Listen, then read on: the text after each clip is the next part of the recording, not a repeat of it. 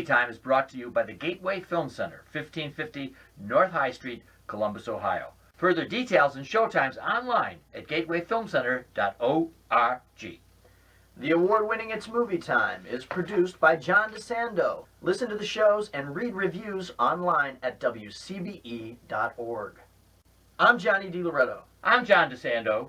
This is It's Movie Time. Yes, it is. All right. Glad to be back again. Oh, my I'm co-host. wheedling my way From Cinema Classics. into the circuitry here. And you know something? Here's Yeah. how it bleeds. Last night, Yeah. this mass of people listened to us talk about Johnny Depp. Yeah, that's right. Oh, yeah, the hordes Yes. were listening to us on Yes. Cinema Classics. Yes, on Cinema Classics. Talking about Johnny Depp. Yeah, So today we're going to talk about Black Mask, Mhm. starring Johnny Depp. right. So the guy's back acting again. Oh, wow. That's refreshing. Wow. He is totally immersed in this role as James Whitey Bulger, notorious, brutal, Boston, psychopathic crime boss. Right? Did I say? I'm stuttering a little bit. Yeah, and he's great. It's a chilling performance. I don't know how much of that you can attribute to the contact lenses that he's wearing. The blue eyes. The Holy. blue eyes, but there are these contacts. I think they keep his eyes dilated at a specific diameter, Yes. which is really it's an unsettling effect. But he's also clearly committed to this part. Yeah. And it's an interesting performance. There's a report that when he walked onto the set after his first makeup, which took 2.5, 3 hours to do, that it was scary.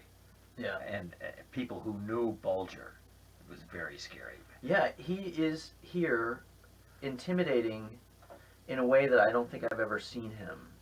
Even when he has played gangsters before. He's played John Dillinger in a subpar Michael Mann film. He was in Donnie Brasco. Donnie Brasco, yeah. Donnie Brasco's a little different part because he's an FBI agent who kind of gets sucked into the mob. Yeah. But even there, once he's sort of turned and gone to the other side, there's a darkness lacking and a physicality, like a toughness that he just doesn't really convey. However, here, this guy, Whitey Bulger, was a little scrappy dude. And he was a sociopath and a psychopath, and he was intimidating because of that, not necessarily because of his physicality. And Depp captures that.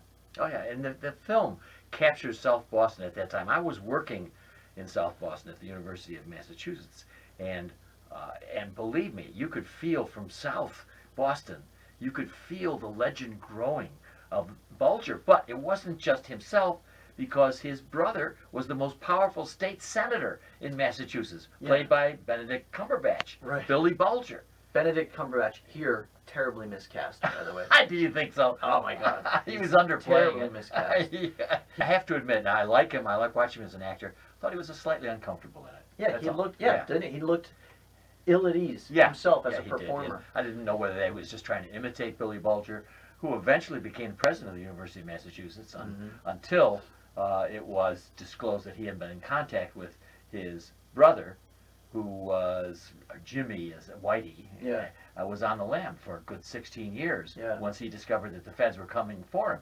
The nub of the conflict here is not between the brothers, which I would have liked to have seen more of, but the fact that Whitey Bulger is an informant for the FBI. Yeah. And he was tough on people who were not loyal, and here he was the worst. This clip. You know, I got into a discussion with this movie about with some friends, and one of the complaints was that there was no hero in this movie. There's no protagonist that you kind of root for.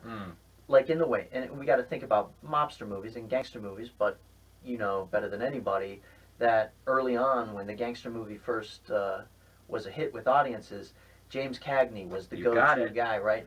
And audiences cheered for Jimmy Cagney to, come out on top. They cheered for him, and that set off a huge thing with the Hays Code, where like the gangster had to be punished at the end of the movie. How about bogey characters? And bogey, and then all the way up, quite frankly, through The Godfather and Goodfellas. You're rooting for Michael Corleone. Yes. You're rooting for Henry Hill. These characters are really charismatic, in a way that connects with the audience. Now, what's interesting about Black Mass is you don't necessarily like this guy, but I feel, by virtue of the fact that it's a gangster movie and America's fascination with outlaws, I feel Yes. like you are rooting for him inside. Oh, I think so. And they place a couple of scenes in there to turn your heart just a bit. The first one's with the old lady on the street. Remember, Mhm. he gets out of the car to Yeah. help her. Yeah, yeah. And secondly, of course, with his son. True Yeah. story. His son dies of a bad vaccination. Right. So you got to feel a little bit for it. So you're right. But he is still so cold and vengeful. But I think that's what sets this gangster movie apart from more recent entries in the genre, is that it does create that unease, a sense of unease between the audience and the guy playing the worst character in the film, who is, you know, an audience favorite. Everybody loves Johnny Depp. So here he is playing this really despicable character in a genre that traditionally connects with audiences. And it creates a nice little tension, I think, agree. throughout the entire film. How about Joel Edgerton Joel as Edgerton John Connolly? is pretty good. I mean, I think that you get that same thing you're talking about. I'm feeling bad for this guy. He's getting sucked in. Yeah. He's an FBI agent. He's the one who is making that bridge between the FBI and Bulger. And, Yeah. And he, as the film so nicely does, he starts to dress up just a bit more. Yeah, right. No, He starts to walk a little differently. Yes, he does. He's great. That is great. And, you know, the other interesting thing is you get a sense that Connolly would have made a great gangster. Yes, yes. But he's found good himself point. in this other, on the other side, and, you know, he's just following his own proclivities. Yeah. And you just realize that this guy would have been, you know, he would have been a very cool bad guy. He was. But I love the transformation. You talk about developing a character. It's great. And Edgerton is just, I think he's one of our finest actors. Do you? Yeah. I think he's a great actor too, but I just don't see him connecting with the right parts yet. Like, I wonder what part is going to put this guy over in the audience's mind. I don't think anybody really is paying attention to Joel Edgerton, though I know that Hollywood is, because Yeah. he keeps popping up Yeah, and right. everything. He's even directed Yeah, and written The Gift. The Gift. Yeah. He was in the Moses movie recently. What was that? Gods and whatever that Ridley Scott Moses movie was with Christian Bale. Oh. Last year he Okay. played the Pharaoh. Oh, He's gosh, everywhere. I forgot that. My Yeah. point is, the dude is everywhere, but he has failed to find the part that makes the audience connect his name to the movie. I like Scott Cooper, the director, because Out of the Furnace, Yeah. which was a very moody film, not great on plot, but a terrific story. And, damn, what else? Oh, and Crazy Heart. Oh, he did that. Yeah. So he has a pretty good That's interesting. provenance. Yeah. And I think he brings it. I think he brings it off here, and that with capitalizing on Depp's ability, I think he has a really solid, good film, gangster type. If you haven't had Scorsese in months or years, Yeah. you could go to this one, right? Yeah, listen, they haven't had much success with gangster movies in the past 10 years, probably because everything is filtered through that Goodfellas lens. Yeah, it is, boy. Donnie Brasco is probably one of the better films post Goodfellas. I think this is a fine entry in the gangster genre. It's not a masterpiece, Right. but I really love this dark character. Like, there's not a glimmer of goodness in this guy, and I think that makes for a challenging film. And it's also really, isn't it? Aren't you just happy to see Johnny Depp without white makeup and a fright wig, Yeah. doing some sort of silly posturing for Tim Burton? Yeah. Or Jack Sparrow. It's good to see the guy connecting with a role. It reminds us of how talented he is, and yet could still be. So And another film that you and I liked, you're reminding me, set in South Boston, Ben Affleck. Oh, The Town. Yeah. Well, that's a great little Yeah. crackerjack crime movie. Now that's much more action-oriented crime movie. Right. But it definitely has a lead that's very appealing. You're rooting for the guy the whole way through. Yeah. And this doesn't give you that sort of comfortable ground to stand on. And this is it so evokes the place, South Boston. You know, people think of Chicago and New York as big gangster places, but South Boston has taken them a lot of time in movies these days to give you that idea.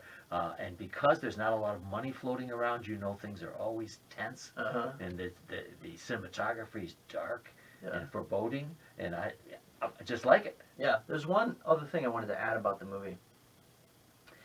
You know, they do want to show you how brutal this guy is. You know, there are a couple of scenes where he does some really vicious stuff, and I could feel the filmmaker Scott Cooper. I could feel him pulling back a little bit. That he didn't want to lose the audience completely. He didn't want to go too far with Bulger's brutality. Yeah. But it's there, you know, it's just sometimes lingering on the outside of the frame a little bit. I saw this as a real strength because there's not an awful lot of blood.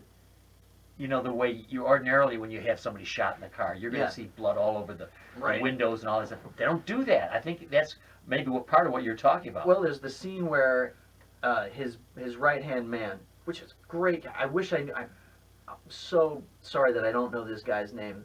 The guy that played his right-hand man, I thought, could have been, maybe it's this guy. Was it Rory Cochrane? Maybe? Steve Fleming is Roy Cochrane. I have no idea. Oh, Rory. I knew the guy's Good. face All looked right. familiar. Yeah. I thought that guy was amazing. So low-key, but all this kind of tension stuff rippling across his face. Yes. You know, he gets he has an affair with a young prostitute, and who runs afoul of Bulger's high standards of loyalty. Yes. And there's a really disturbing scene that happens, but I felt like Cooper pulled back from that a little bit. Oh yeah. And I thought maybe he could have pushed it a little more. But then he zeroes in on one of the great scenes of that film for me is when Bulger approaches Connolly's wife up in her room. Yeah. Whoa! Touches her face. Yeah. And warns her that she better come down to dinner. Right. Yeah. Speaking of the scene prior to that, which is Connolly and his FBI partner. Yes. And Bulger. I know which one you're talking about. Yeah, they're sitting around the table. Oh, excellent. And Bulger asks for the guy's recipe. And he says, it's a family recipe, it's a secret. And he goes, come on, tell me what it is. And the guy gives it up. And then he holds him accountable for how easily he gives a secret up like that. And the scene is really tense. It's a classic gangster movie. You can imagine Pesci doing that. It's the kind of Goodfellas equivalent of Pesci ribbing Ray Liotta. Yes. In that one classic You think scene. I'm funny or something like that. Yeah, you think I'm a clown. Right.